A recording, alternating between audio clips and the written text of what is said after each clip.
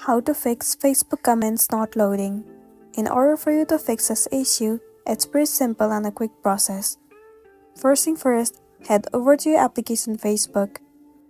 Now enter your login credential as in your email address and the password, and then log into your specific account. Once you have been logged in, head over to menu at the bottom right, and then tap on this gear icon at the top right corner. In this page, you have to scroll all the way down to the bottom. And then, in the section of Audience and Visibility, move into Followers and Public Content. Now head over to Who can comment on your public post. Click on it. Well, you have to set the settings to public, and then tap on Save.